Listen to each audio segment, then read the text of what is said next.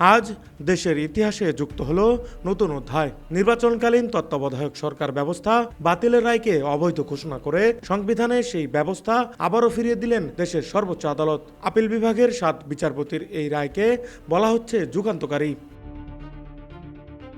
এই রায়ের পরই সামনে আসে বড় প্রশ্ন, কে হবেন পরবর্তী তত্ত্বাবধায়ক সরকারের প্রধান।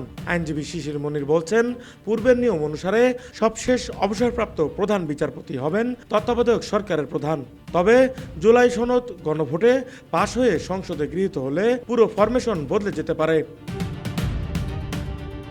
জুলাই সনদে প্রস্তাবিত কাঠামো অনুযায়ী তত্ত্বাবধায়ক সরকার ব্যবস্থায় বড় পরিবর্তনের সম্ভাবনা রয়েছে। তাই চূড়ান্তভাবে প্রধান উপদেষ্টা কে হবেন তার রায় প্রকাশ ও সংসদীয় সিদ্ধান্ত ছাড়া এখনই পরিষ্কার নয়। অ্যাটর্নি জেনারেল মোহাম্মদ আসাদুজ্জামান বলেছেন, এই রায়ের মাধ্যমে বাংলাদেশ আবার গণতন্ত্রের মহাসড়কে ফিরেছে। তার মতে তত্ত্বাবধায়ক ব্যবস্থার পুনর্বহাল নির্বাচনী অনিয়ম রোধে গুরুত্বপূর্ণ ভূমিকা পালন করবে।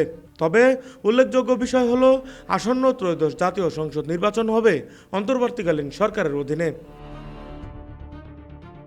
চতুর্দশ জাতীয় সংসদ নির্বাচনে প্রথমবার কার্যকর হবে পুনর্বহাল হওয়া তত্ত্বাবধায়ক সরকার ব্যবস্থা। সংসদ ভেঙে দেওয়ার 15 দিনের মধ্যেই গঠিত হবে তত্ত্বাবধায়ক সরকার। তত্ত্বাবধায়ক সরকার ব্যবস্থা ফিরে আসায় রাজনৈতিক অঙ্গন এখন সরব এক প্রশ্নে, নির্বাচন তদারকির দায়িত্ব কাদের হাতে যাবে, আর কে হবেন জাতির প্রত্যাশিত তত্ত্বাবধায়ক সরকারের প্রধান। জাতি এখন তাকিয়ে আছে সেই দিকে। Desk report, captain's TV, Dhaka.